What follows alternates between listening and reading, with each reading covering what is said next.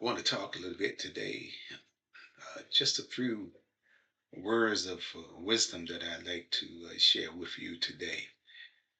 And I'd like to talk about words and word use. The words you speak determines the position you hold. Words have power to open doors or to close them. Words create a kind of self-fulfilling prophecy, if you will. And this is true because words cause our behavior to live up to what we say. They can make you smile or they can make you frown. They can make you happy or they can make you sad. And they can make you brave or scared. Yes, the words that we speak. When you say I'm mad, it kind of adds fuel to the fire. And when you say I'm happy, it lights up the room. Words send signals to the brain to execute. And they also kind of give permission to act according to what is spoken. So how can we harness the words that we speak? Anybody know? How can we harness the word that we speak? Well, one of the things that I believe that we can do when we start talking about words and when we start talking about harnessing, a good place to start would be self-awareness. Being kind of aware of the whole self. What this means is being aware of your actions and making assessments at the end of the day.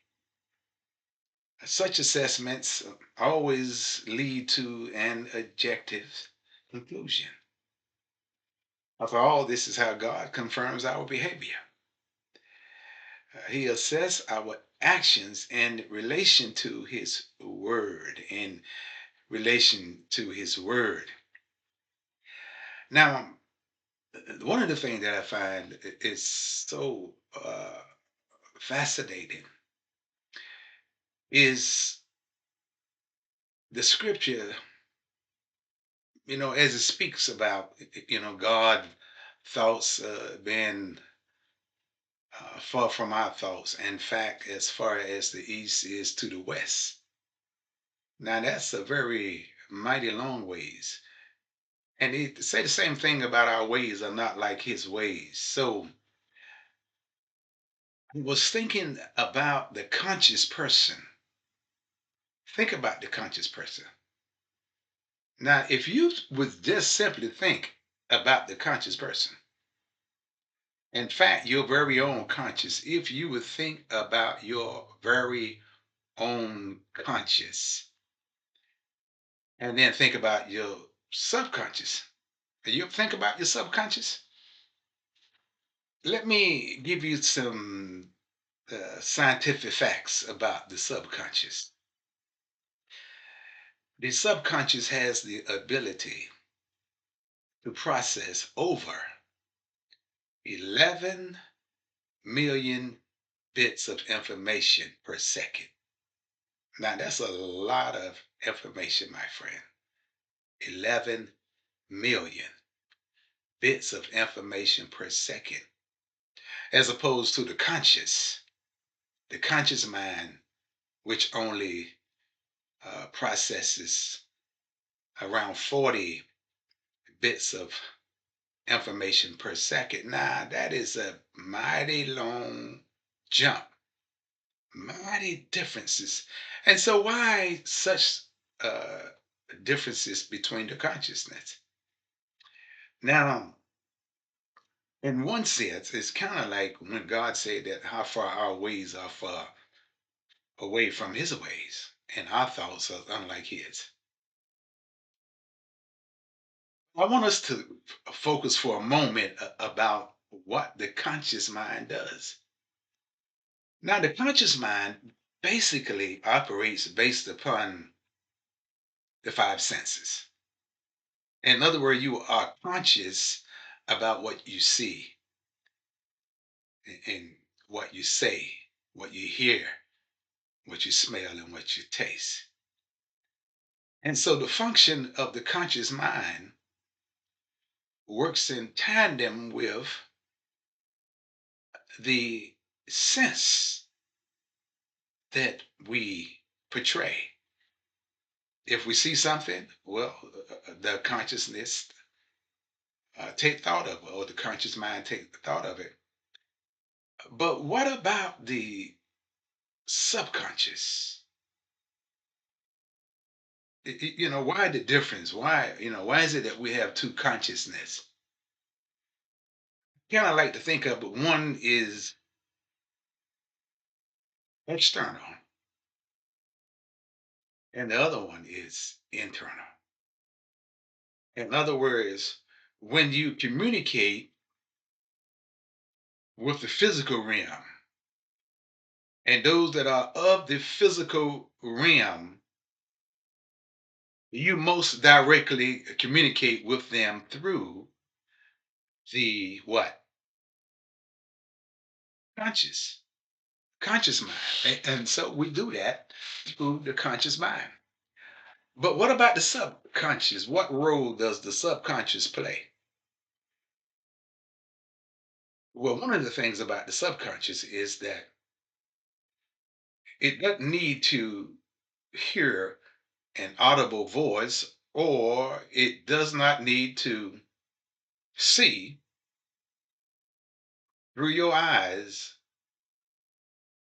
or it doesn't have to smell, touch, or taste in order for it to be able to connect with you.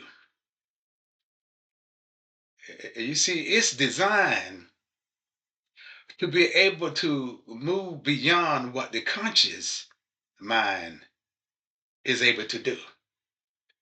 And so when you pray, that is a subconscious act. Praying is a subconscious act. Now look at it this way. The Bible talks about how faith is the substance of things hoped for, but the evidence of the things that are not seen. In other words, the subconscious mind picks up on the things that you hope for, things that you have not even expressed, but you long for internally, things that have not even yet been developed, things that are at the seed phase. And so the subconscious is able to communicate with that. It's able to communicate with the unseen realm. That part of you that cannot see. It's like hope. You can't see hope. You cannot see faith. So what role does that subconscious mind play in your life? Well, the subconscious mind is able to generate a process or transmit signals to your conscious mind. And it works also in tandem, not only with the conscious mind, but with the brain. With the brain. And so it takes the substances, or I could say it also take the things that the physical realm, that are in the physical realm, that we have a relationship with, and it moves that with the conscious mind into the subconscious mind. I hope you understand it. I mean, what I'm saying. Let me give you a case in point. Well, the conscious mind have seen something. Uh, it doesn't really know what it is, and know all the inner workings of what they see. And so it's only able to make an assessment based upon what it currently sees. But the subconscious mind is able to receive information from the conscious mind that say, I see something, but I don't know what it is. And so the subconscious mind operates kind of like, let me give you some additional information to help you gather the picture of this. How many of you um, work with computers, or sometimes you may go on to Copilot, uh, Chat GPT, or something uh, in that realm? And see, the thing about Chat GPT is it takes messages. It was built off of messages.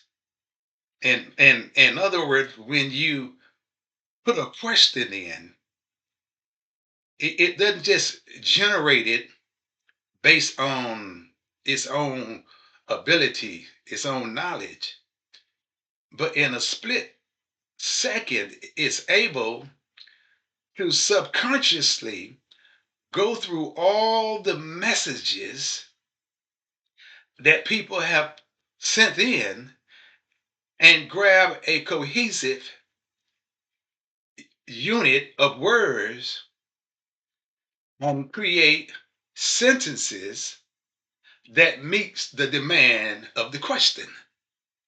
And so it happened just like that.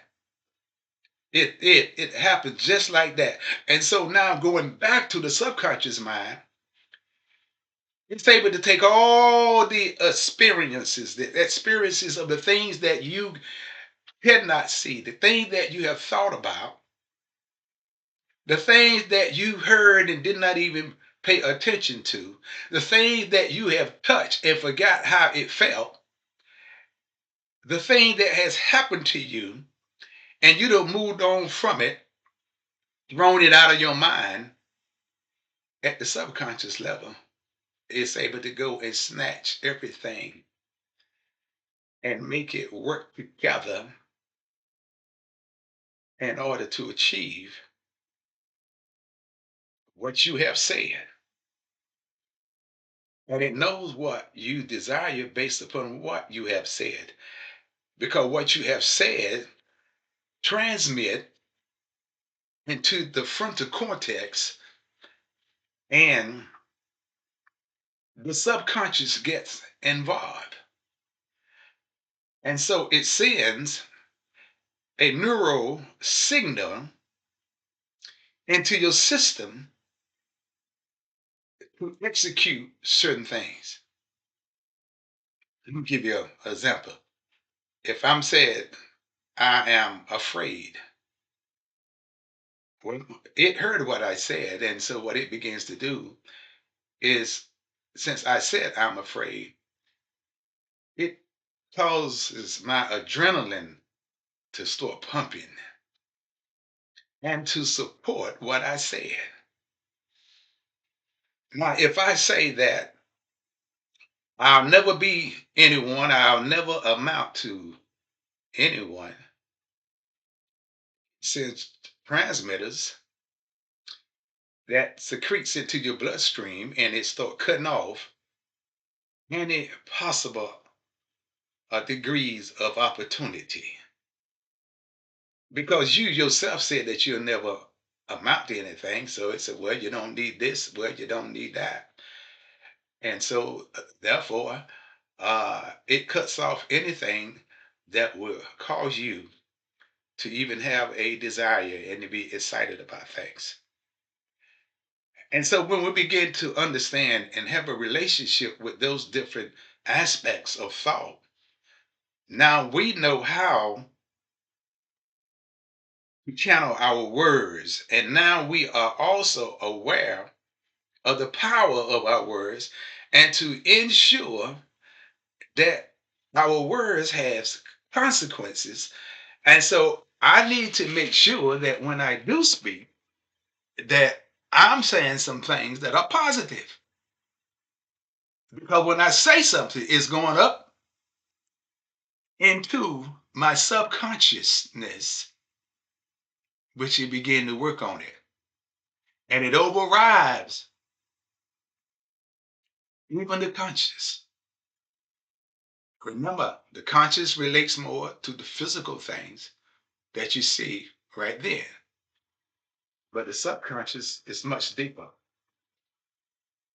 It's like that faith, the substance of things hoped for, and the evidence of the thing that's are not seen. So it carries the evidence of things that you have not even seen, neither have thought about. It has an answer already there, ready to serve you. And so I just want to get you balanced a little bit and to get you to think, to be thinking about uh the kind of things that I'm talking about with you right now. Because at some point in time, you have to decide whether or not are you satisfied with the status quo. Now, if you're satisfied with the status quo, well, then there's no need to even try to better yourself. Just take things how they come. But if you're ready to move into the next dimension,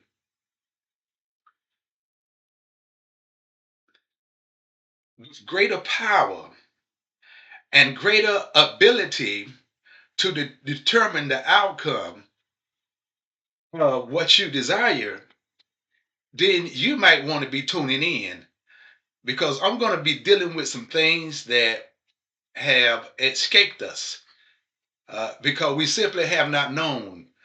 And the reason why we have not known, because those that we hung around and those that were responsible for helping us to know things, well, they didn't know. And so, therefore, they could not tell us things that they didn't know about. And so, I want you to get ready. Um, I'm really working on some things. And in fact, I'm not kind of, but I have taken off from ministering for the next month. I think the next time I will be preaching will be the beginning of March. And of course, there's a greater purpose for this as well, because it also gives me an opportunity to put my leaders out there and let them get their feet wet more than just a one Sunday, but to invest in their time and their abilities and their desires. And so I do this having full confidence of their abilities. And I don't feel like I'm going to be losing out on anything because, that's the kind of relationship that we have. But at the same time, I'm going to be utilizing this time to really strengthen myself, uh, the subconscious level, to make a greater connection subconsciously, and certainly a greater connection with God the Father, and to be able to execute in such a way that I'm able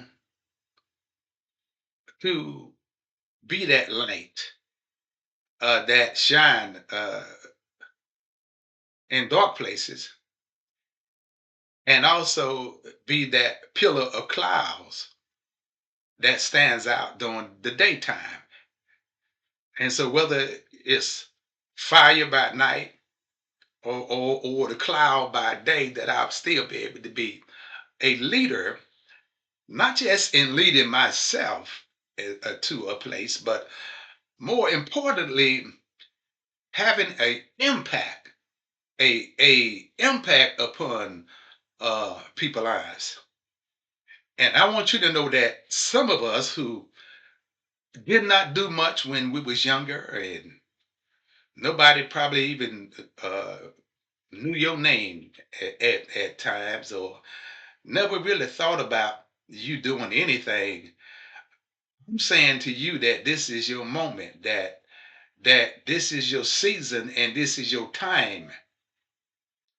And first song has something that I like, and I hope you like it, when it tells us that we shall be like a tree planted by the rivers of waters, and that our leaves shall not wither, but we shall bear our fruit in our season. And so I'm telling you that you're getting ready to walk in your very own season. You see, when it's your season, things begin to happen. And it'll say that whatever that you do, that you shall prosper because it's your season. And some of you who did not bloom earlier in life, it's time for you to bloom now. You see, everything that you have done earlier when you was younger, look, that's gone anyhow. That's why one of the things that the word said, listen, better the end of a thing than at the beginning. So some of you is getting ready to experience a tremendous surge in your life as you're going into your elderly years. And at my age, certainly I'm talking to those of you that are younger, and those of you that are my age, and those of you that are older. But I know that at age 65, that I'm not ready to throw the towel in, and that even though physically I may not be as strong as I once was, but mentally I should be better. I should be stronger. I should have more wisdom and knowledge and understanding. And thus, it doesn't require for me to have to pick something up that's real heavy. Uh, and so I need some strong muscles to do that. Now I'm wise. I know how to get someone else to pick that up for me, and it'll still get moved to where I want it. I mean, you understand what I'm saying, right? And so therefore, I'm talking about it's time to walk in some wisdom and some knowledge and some understanding. See, this is the thing that I'm talking about. It's not about uh, playing church. We don't play church long enough. It's about relationship, and if it's going to be about relationship, well, then we need to be relating. Not just on Sunday morning. We need more than just a Sunday morning impact. We need something that can get us to be moving every day. I mean, that's what every successful business strive for. Even the toilet paper company, Scott's. They're not just trying to get you to buy one roll. Now, I can remember when we was growing up, when I was growing up too. Certainly, you didn't go and buy uh, 25, 30 rolls of toilet paper. But today, look, right? And so it's about getting you to keep coming back. Paper towels, you don't just buy one roll, right? A lot of goods. That's why we got Sam's and Costco's and all that. Because now people are buying things in bulk, right? Because the company got to get you to keep coming back. Repetition, right? They want you to keep coming back. They need that residual income coming in. And if they need residual income, they need you to engage in some residual spending. Amen. That's how you survive when it comes to eating, right? You don't eat just one time, but you eat every day. Be like my brother-in-law, he said, "Man, have I eat 3 meats a day." Well, I hope you don't, you know, how's your cholesterol? I hope it's pretty good. But anyway, my friends, listen, I enjoy what I'm doing. I'm gonna be honest. I like what I'm doing, and I see myself, getting better at it and doing more of it. But now my focus is not about me. I'm helped when I help you. And so I want you to tune in with me, and hey, just tune in.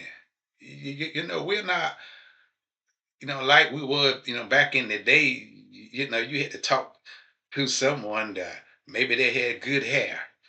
Well, all hair is good if you got hair, but you understand what I'm saying, that curly hair. or maybe someone was tall, muscular. Well, that was look. We was younger, right? Those things are not as important as they were, right? We skipped all by people who we thought was nobody, and they wind up turning being some great people to know and to be involved in it. Um, you remember that song that said something about it must have broke your poor little heart when the boy said that you look better in the dark. But oh, somehow they never took the time or something to be done with you, oh lonely girl or homely girl. But she turned out to be one beautiful woman. And see, he was glad that he treated her nice.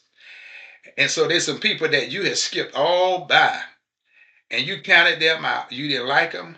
Not that they did anything to you, but they just didn't meet your standards of how someone want to look. But now some of you are married to some of them, and you're glad because as they grew older, you saw that you married a jewel, and the tall, muscular, curly hair people. I'm not saying all of them, but I'm just trying to make a point. Uh, they all got old just like the other ones, right? They all they lost their beauty, but that's supposed to happen. They went from being beautiful on the outside to being beautiful on the inside, so their beauty just shifts, and that's what it's supposed to do. It's supposed to shift. Amen. And it's supposed to make up for some things. But nevertheless, you get the point that I'm trying to make. So I want you to tune in with me. All right. We're going to deal with a lot of things. We're going to talk about how to keep yourself going and how to be strong and you know how to win the battles. I mean, don't you want that? I hope you want that. I want it. And so, my friend, tune in to us. Oh, by the way, um, I think I'm gonna call this "Let's Talk Truth" with Dr. Rick. Let's talk truth. My friend, have a great day. Be blessed.